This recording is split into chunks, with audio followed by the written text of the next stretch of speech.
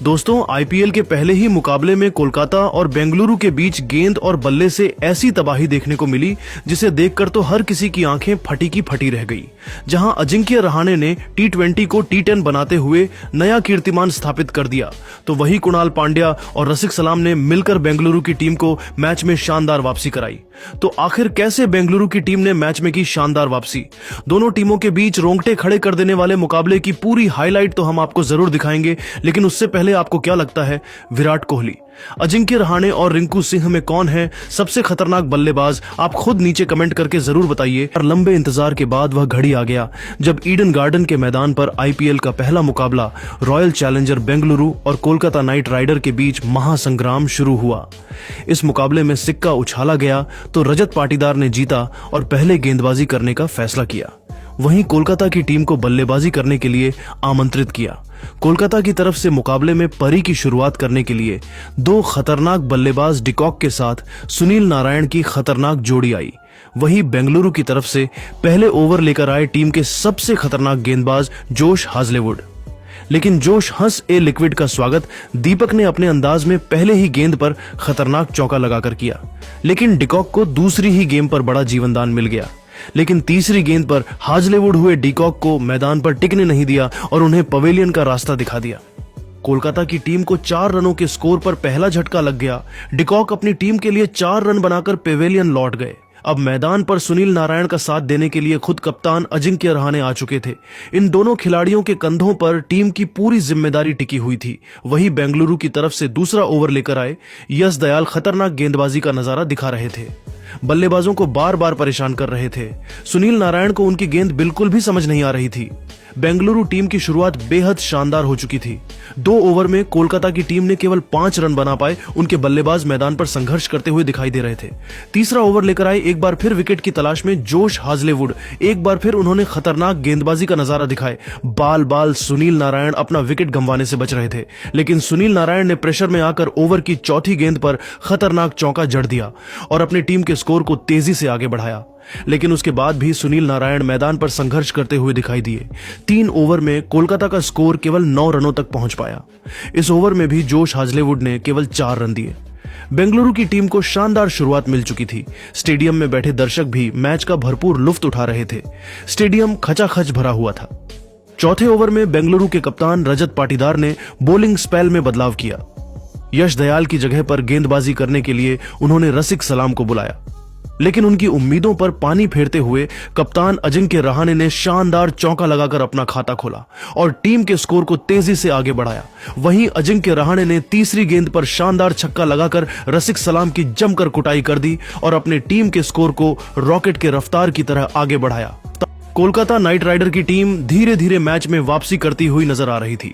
अजिंक्य रहाणे का बल्ला इसके बाद भी रुकने का नाम नहीं लिया। इसी ओवर की 5वीं गेंद पर एक और खतरनाक छक्का जड़ दिया और बेंगलुरु के खेमे में मातम फैला दिया और अपनी टीम के स्कोर को 4 ओवर में 25 रनों तक पहुंचा दिया।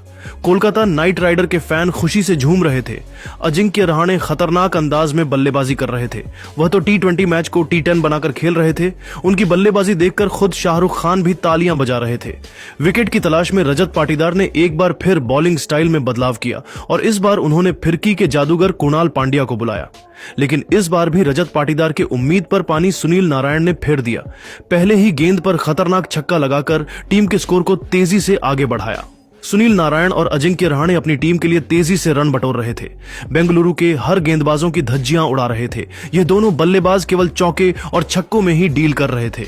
कुणाल पांड्या के ओवर में अजिंक्य रहाणे ने भी अपना हाथ खोल और ओवर की 5वीं गेंद पर खतरनाक चौका जड़ दिया। इसके बाद भी इनका बाला रुकने का नाम नहीं लिया।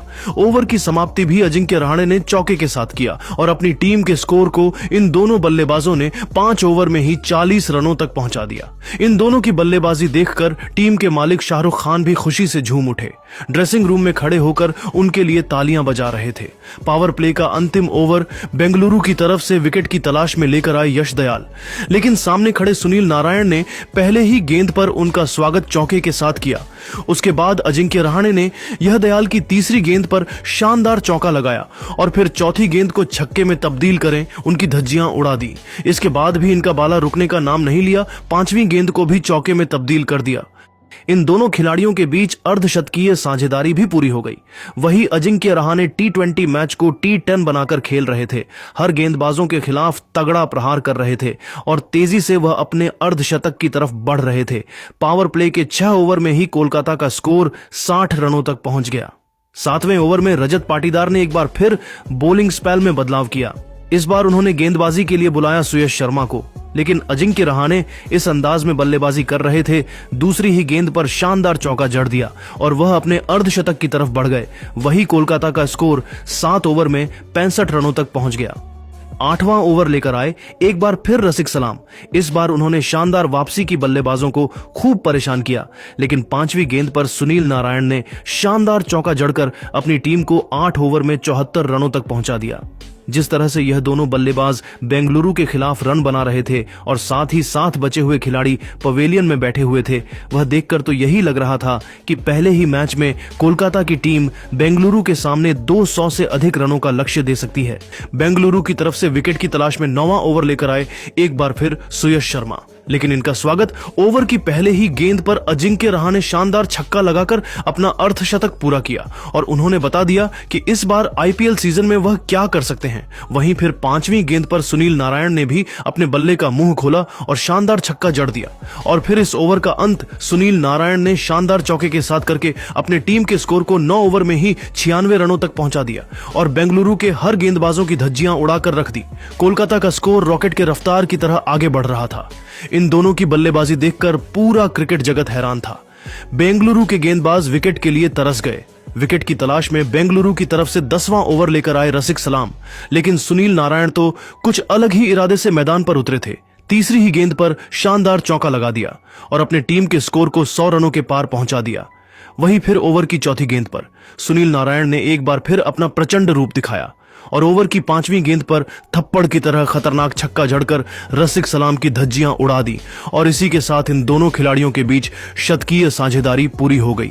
लेकिन रसिक सलाम ने ओवर की अंतिम गेंद पर सुनील नारायण को पवेलियन का रास्ता दिखाकर इस छक्के का बदला ले लिया और कोलकाता की टीम को 107 रनों के स्कोर पर दूसरा बड़ा झटका लग गया। सुनील नारायण अपनी टीम के लिए केवल 26 गेंद में 44 रनों का योगदान देकर पवेलियन लौट गए, लेकिन कप्तान अजिंक्य रहाणे अभी भी मैदान पर टिके हुए थे उनके साथ देने के लिए। अब कोलकाता के सबसे भरोसेमंद बल्लेबाज वेंकटेश अय्यर आ चुके थे।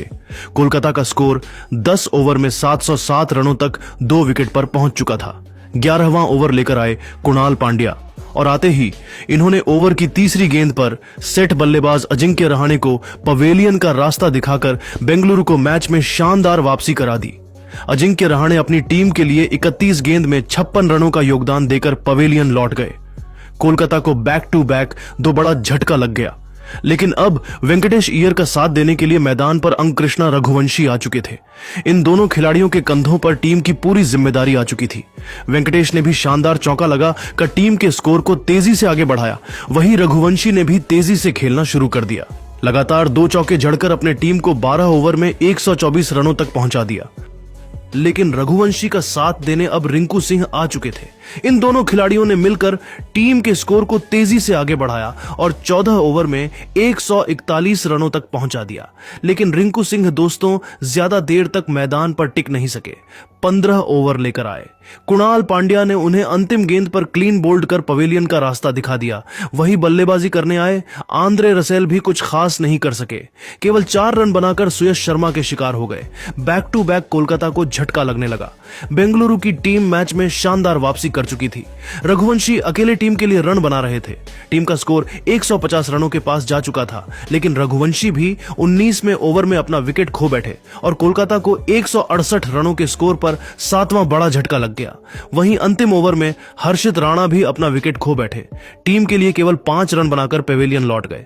कोलकाता की टीम ने बेंगलुरु के सामने 20 ओवर में 174 रन बने और पहाड़ जैसा लक्ष्य दिया।